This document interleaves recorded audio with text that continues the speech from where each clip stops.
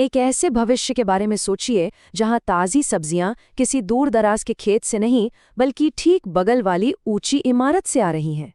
ये सफ़र एक खिड़की पर रखे छोटे से पौधे से शुरू हो सकता है, लेकिन इसमें पूरी दुनिया को बदलने की ताकत है। तो चलिए वर्टिकल फार्मिंग की इसी दिलचस्प दुनिया को समझते हैं। नमस्कार मेरे प्रिय किसान मित्रों, मेरे YouTube चैनल पर आपका स्वागत है। यह चैनल किसानों की सेवा के लिए समर्पित है और भारतीय संदर्भ में स्मार्ट कृषि पर जानकारीपूर्ण वीडियो लाएगा। कृपया चैनल को लाइक करें, सब्सक्राइब करें, शेयर करें और बेल आइकन दबाएं।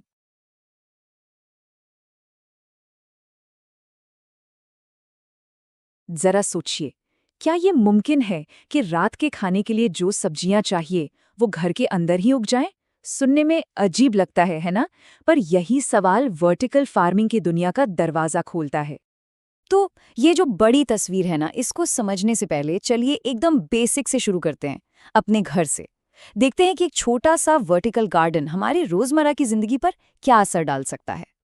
घर में एक वर्टिकल गार्डन लगाने के फायदे काफी हैरान करने वाले हैं। ये सिर्फ कोई सजावट की चीज नहीं है। सोच कर देखिए, घर की हवा साफ हो रही है, खाने में एकदम ताजे हर्ब्स मिल रहे हैं और बागवानी करने से जो सुकून मिलता है वो तो है ही। मतलब छोटी सी जगह का ये सबसे स्मार्ट इस्तेमाल है। और पता है, इसे बनाना कोई रॉकेट साइंस नहीं है। कोई भी पुरानी लकड़ी की सीढ़ी जैसा फ्रेम लेकर उस पर कुछ गमले टांग दीजिए और बस अपनी पसंद की जड़ी बूटियां या हरी सब्जियां उगाना शुरू कर दीजिए। ये एक बहुत आसान और मजेदार प्रोजेक्ट है। लेकिन ये तो हुई एक छोटी सी बात। क्या हो अगर हम इसी सिंपल से आइडिया को लिटरली आसमान तक ले जाएं? चलिए अब पर्सनल लेवल से हटकर देखते हैं कि यही टेक्नोलॉजी पूरे के पूरे शहर का पेट कैसे भर सकती है। तो अब सवाल ये उठता है कि घर के एक छोटे से बगीचे वाले आइडिया को एक गगनचुंबी इमारत जितने बड़े फार्म में कैसे बदला जाता है। चलिए इसके पीछे की टेक्नोलॉजी को समझते हैं। तो बड़े स्केल पर वर्टिकल फार्मिंग का मतलब सीधा सा है, फसलों को खुले खेतों में नहीं बल्कि इमारतों के अंदर एक के ऊपर एक कई मंजिलों पर उगाना। और इसकी सबसे खास बात है कंट्रोल। मौसम, पानी, रोशनी, हर चीज पौधे की जरूरत के हिसाब से एकदम सटीक सेट की जाती है। अच्छा, इस सिस्टम की पहली और सबसे जरूरी चीज है लाइट। अब बिल्डिंग के अंदर सूरज तो है नहीं, तो इसकी जगह इस्तेमाल होती हैं खास तरह की एडवांस्ड एलईडी लाइट्स। ये लाइट्स पौधों को बिल्कुल वैसा ही प्रकाश देती हैं जैसा उन्हें बढ़ने के लिए चाहिए।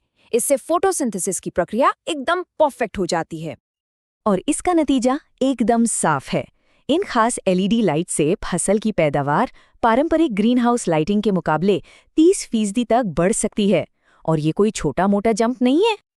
अब अगला स्टेप सुनने में थोड़ा अजीब लगेगा। मिट्टी को भूल जाइए। हाँ, सही सुना। इसकी जगह दो कमाल की टेक्नोलॉजी हैं। पहली हाइड्रोपोनिक्स, जिसमें पौधों की जड़ें सीधे पोषक तत्वों वाले पानी में रहती हैं। और दूसरी है एरोपोनिक्स, जो और भी फ्यूचरिस्टिक है। इसमें जड़ों को हवा में रखकर उन पर न्यूट्रिएंट्स की फुहार डाली जाती है। और इसका सबसे बड़ा फायदा, पानी की जबरदस्त बचत। ये टेक्नोलॉजी पारंपरिक खेती के मुकाबले 95% तक कम पानी इस्तेमाल करती है। सोचिए, एक ऐसी दुनिया में जहां पानी की इतनी किल्लत है, ये किसी क्रांति से कम नहीं है। और बात सिर्फ लाइट और पानी पर खत्म नहीं होती। रोबोट्स पौधे लगाने से लेकर कटाई तक सब कुछ संभालते हैं। सेंसर्स और एआई हर पल तापमान और नमी पर नजर रखते हैं। और कीटनाशकों की तो जरूरत ही नहीं पड़ती। ये सब मिलकर इसे सच में एक फ्यूचर का फार्म बनाते हैं। सुनने में तो सब कुछ परफेक्ट लगता है ना? लेकिन हर चीज इतनी आसान नहीं होती। अब आते हैं इसकी सबसे बड़ी चुनौती पर, एनर्जी यानी ऊर्जा की खपत। इस पूरे सिस्टम को एक हाईटेक ऑर्केस्ट्रा की तरह समझिए। एक परफेक्ट माहौल बनाने के लिए हीटिंग, कूलिंग, लाइटिंग, नमी सबको एक साथ मिलकर काम करना होता है। हर हिस्सा दूसरे से जुड़ा है और इस पूरे ऑर्केस्ट्रा को चलाने के लिए लगती है बहुत सारी एनर्जी। और बाहर का मौसम इस एनर्जी के इस्तेमाल पर सीधा असर डालता है। एक तरफ है नॉर्वे का ठंडा शहर, यहाँ ग्राफ में लाल हिस्सा देखिए, ये सारी एनर्जी सिस्टम को गर्म रखने में जा रही है। और दूसरी तरफ है दुबई, यहाँ नीला हिस्सा देखिए, सारी एनर्जी सिस्टम को ठंडा रखने में जा रही है। मतलब चाहे कड़ाके की ठंड हो या चिलचिलाती गर्मी, एनर्जी का मीटर हमेशा चलता रहता है। और रिसर्च एक बहुत ज़रूरी बात बताती है कि अगर ठंडी जगहों पर फार्म को ठीक से इंसुलेट न किया जाए तो उसे गर्म रखने का खर्च 360% तक बढ़ सकता है। सोच सकते हैं, ये एक बहुत बहुत बड़ा नंबर है। एनर्जी की बात तो हो गई, अब आते हैं इसके ओवरऑल खर्चे पर। मतलब इन फार्म्स को बनाने और चलाने में आखिर पैसा कितना लगता है। तो शुरुआत में जो पैसा लगता है यानी कैपिटल कॉस्ट, उसका सबसे बड़ा हिस्सा सिर्फ 2 चीज़ों में जाता है। कुल खर्च का 35 से 55% सिर्फ लाइटिंग सिस्टम पर, और उसके बाद 19 से 41% हीटिंग, कूलिंग और वेंटिलेशन सिस्टम पर। यही 2 टेक्नोलॉजी इस फार्म की कह सकते हैं नींव है, और सबसे महंगी भी। और फार्म शुरू होने के बाद जो सालाना खर्चे हैं उनमें सबसे आगे है स्किल्ड लेबर यानी ट्रेन्ड स्टाफ, और ठीक उसके पीछे वही बिजली का बिल। तो इन सब खर्चों का असर फाइनल प्रोडक्ट की कीमत पर क्या होता है? यहाँ हम लेवलाइज्ड कॉस्ट देख रहे हैं। इसका सीधा सा मतलब है टोटल खर्च को टोटल पैदावार से डिवाइड करके मिली प्रति किलो की कीमत। शंघाई में 1 किलो लेट्यूस उगाने में जहां लगभग $4.5 लगते हैं, वहीं दुबई में ये कीमत $6.5 तक पहुंच जाती है। ये इतना फर्क क्यों? सीधा सा जवाब है लोकल मजदूरी और जमीन का किराया। तो इन सब बातों को सामने रखें तो सवाल वही है, क्या वर्टिकल फार्मिंग सच में खेती का भविष्य है? चलिए इसका एक क्विक समरी देखते हैं। एक तरफ ये पानी, जमीन और पेस्टिसाइड्स बचाती है, बहुत ज़्यादा। लेकिन दूसरी तरफ इसकी कीमत भी है, बहुत ज़्यादा एनर्जी का इस्तेमाल, महंगी टेक्नोलॉजी और स्किल्ड स्टाफ का खर्च। तो ये एक तरह का लेन देन, एक ट्रेड ऑफ है। लेकिन इन चुनौतियों के बाद भी भविष्य को लेकर उम्मीद बहुत बड़ी है। इन्वेस्टर्स इस पर पैसा लगा रहे हैं इस उम्मीद में कि इन प्रॉब्लम्स का सॉल्यूशन मिल जाएगा।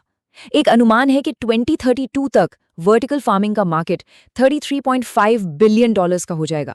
ये नंबर बताता है कि लोगों को इस टेक्नोलॉजी पर कितना भरोसा है। तो आखिर में हम वापस उसी सवाल पर आते हैं, अगर हम इसकी एनर्जी वाली सबसे बड़ी पहेली को सुलझा पाएं, तो क्या वो दिन दूर है जब हमारे शहर अपनी खाने की ज़रूरतों के लिए पूरी तरह आत्मनिर्भर हो जाएंगे? पूरा का पूरा भविष्य शायद इसी एक सवाल के जवाब पर टिका है। प्रिय किसान मित्रों, मेरा वीडियो देखने के लिए धन्यवाद। यदि आपको मेरा वीडियो पसंद आया हो तो कृपया मेरे चैनल को लाइक, शेयर और सब्सक्राइब करें। बेल आइकन दबाएं। मेरे चैनल को सब्सक्राइब करने से मुझे किसानों और खेती के संबंध में आपके लिए नए जानकारीपूर्ण वीडियो लाने के लिए प्रेरणा मिलेगी।